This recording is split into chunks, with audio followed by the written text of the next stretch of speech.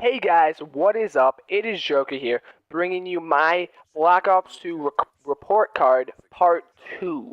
So, in my last video, part 1, I covered campaign and most of the zombies. I didn't really touch on Buried or Origin, but they were two amazing maps. They're awesome. Zombies was the highlight of Black Ops 2 by far.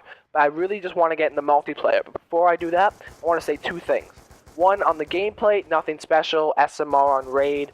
I think I go on like a 20 kill streak, get a couple load stars. There's nothing really special. And the next thing I want to say is, again, guys, like I stressed in the first video, this is my personal opinion. You guys can leave your personal opinions down in the comment section below, but this is just my personal opinion on how I think Black Ops 2 did. This is always kind of a touchy subject. Some people might think it's the best, some people might think it's the worst, some people might think it's in the middle, but this is just my personal opinion. Since, you know, we're 9 months in this game, we pretty much know everything about it and how good it was. So, let's get into this. I want to break it up into three categories, basically. What they did good, what they did okay, and what they did horrible. I want to start with the bad. So the first thing they did really bad is basically the map sizes. You know, the maps in Black Ops 2, they were pretty good, but they had too many small maps, I think, in my mind. Like, this raid map right here is considered a medium map in this game. But in every other Call of Duty, it would be a small map. Like, you know, the maps like Hijacked, Standoff, Nuketown, Raid, these are all small maps. I think they had way too many small maps in the game. Just talking about the original maps it came with, the only two maps were really Overflow and Aftermath. Aftermath was horrible, but Overflow was an okay map. You know, Treyarch can create good big maps. From Black Ops 1, they had Jungle, they had Grind. Those were two really good maps that were big. So I think making mostly all the maps small were kind of a negative, but kind of also a positive. This leads me into my next topic, which is going to be spawn trapping. Because all the maps were so small, it was very easy to spawn trap. Very easy to spawn trap on Hijacked, very easy to not only spawn trap on Standoff, but you would get them spawning at back where the boxes were, and then, you know, once someone cleared them out there, there'd be a gas station. You know, once they were done gas station, they'd be spawning back behind where your spawn is. So you could basically predict and have people set up already to kill them. Now, my next really bad thing is kind of a bad, but also a positive. It's the guns in the game. You know, the guns were extremely balanced. They were really, really well set up. There was no standout gun. There was no shitty gun except for the SWAT and the Executioner. But I think that was also kind of a negative in just a little way, because they did what Modern Warfare 2 kind of did, but to the other extreme. In Modern Warfare 2, if you guys remember, after it was fixed and the Javelin glitch and the care package glitches were all gone, in Modern Warfare 2, the guns, they all had something they did very, very well. Like, we take the UMP-45, for example. That gun was considered OP in that game because it had a pretty good rate of fire, pretty good damage, and a really good damage at range, even when you had the suppressor on. And then you have a gun like the MP5, which if I came up to an MP5 with a UMP within 10 feet, the MP5 would destroy me, because the MP5 cuts people in half close range. But once you get out to like 25 to 30 feet, the UMP would have the advantage. Just like the ACR and the TAR. I'm going to use those two examples too. The ACR, zero recoil whatsoever. But the ACR also took 5 or 6 shots to kill if you didn't have stopping power on. Stopping power took it down to about a 4-shot kill at close range. But the TAR at close range was a 3-shot kill. And it was, I think it was a 2 to the head, where if you got to the TAR long range, the recoil would go everywhere and you really couldn't stay on target. But in Black Ops 2, every gun felt like it was its own remake of a gun. Like, MP7 is just as good as MSMC in my mind. PDW just as good as MSMC too. And like, all the assault rifles are basically remakes of each other. It feels like they just put new skins on it, maybe a new fire rate or something like that, but I just feel like the guns in the game, they were all kind of just the same. There was no difference to them. Okay. So, the next thing I want to talk about is always really bad. It's the lag compensation. Let's be honest, Black Ops 2's lag compensation wasn't really that good, but I don't really want to complain about it. You know, you can't really control it. I'm really excited for Ghost because they have dedicated servers, which is going to be awesome. I'm so excited for that. Okay, I'm just going to show you guys one clip of a video, and then I'm going to come back and talk about what you guys just watched.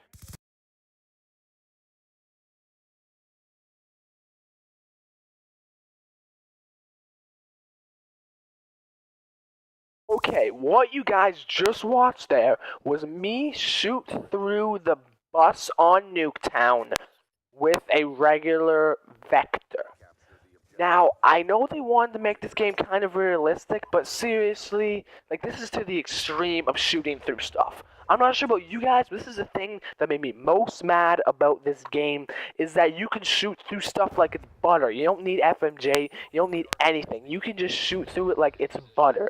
Like, I can't tell you how many times, because last weekend was double XP on Nuketown, that I would be, behind the bus, I'd peek my head out, get 1 or 2 kills, and then I'd get shot at, and I'm like, crap, I gotta get behind the bus. And I'd, go behind the bus and just get shot through the bus. Like, it was absolutely horrible. Like, you can do this with any gun. I'm gonna show you a clip right here where I shoot through the bus with a 5.7, nothing on it.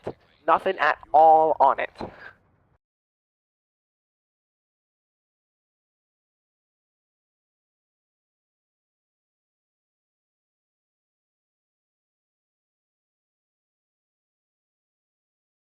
Did you guys just seriously just see that? Like, you can shoot through a bus, but if you go to Aftermath, you can't shoot through a flipping bread basket. Like, wow, that was the worst part about this game, is just shooting through stuff.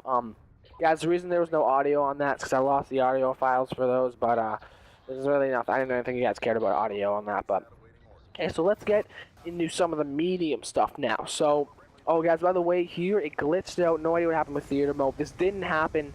I think my Elgato glitched out. This didn't happen in theater mode. This happened in like the recording, I think. So I don't know. I think it's kind of cool what the floor looks like, but who knows? So let's get into some of the medium stuff. Game types all overall. Oh, I mean all overall. Sorry, what the hell am I saying? Overall, I was really disappointed, like I said, in the amount of game types they had. By the end of Modern Warfare 3, they added so many, from Money in the Tank, the 1v1s, 2v2s, 3v3s, Infected, which was a major hit, All or Nothing, the one in the chamber, the gun game. They added all those in, and those really made the game fresh, They had an arms race, kept it in for 2 months, then took it out. Like, that's the game types I was very disappointed on. They didn't bring any really new game types. They brought in Hardpoint, but Hardpoint, I really didn't like it unless it was competitive. If I played it in pubs, I felt like it was really just who can camp harder in the corner with a Remington vest, which is basically what I got into in pub matches. In league play, it was kind of like that too, but at least you went in with teammates. When I was in public match and played by myself, I'd be the only one going after the objective. I get butt fucked, and it would just be horrible. That would just be horrible for me. Okay, guys. I've talked about the bad. I've talked about kind of the medium stuff. Now let's get into stuff they did good. Treyarch, even though this game, it wasn't perfect, no game's ever going to be perfect, they still did quite a bit of stuff good. I very much enjoyed league play, the competitive side. It was a lot of fun to actually play with people who wanted to win, wanted to try, not people who kind of wanted to run around with a riot shield and make jerking off motions. No offense to any of you guys who like to make trolling videos. I do too sometimes, but I like to be competitive sometimes too. Personalization packs were tons of fun. I bought 2 of them. I bought the one that's on right now. Actually, I bought 3 of them. I brought the one that's on right now, the money one, and Dragon. So, personalization packs, really cool and really innovative, I think. Hopefully they bring it back in Ghost. I love their support for the game. They always put out patches.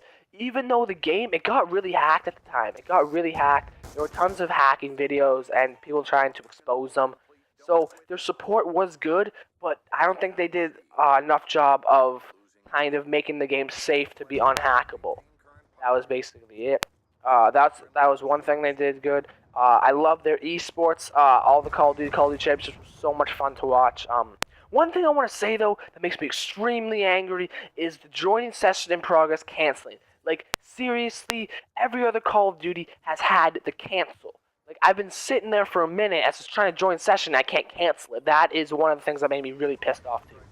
Another thing Black Ops 2 did very, very well that I enjoyed was the score streaks. I absolutely adored the score streaks. I like it better than the kill streaks. I like it better than Modern Warfare 3's thing they did, point streak, whatever it's called. And I'm really, really, really disappointed that they're coming back with the Modern Warfare 3 style of things.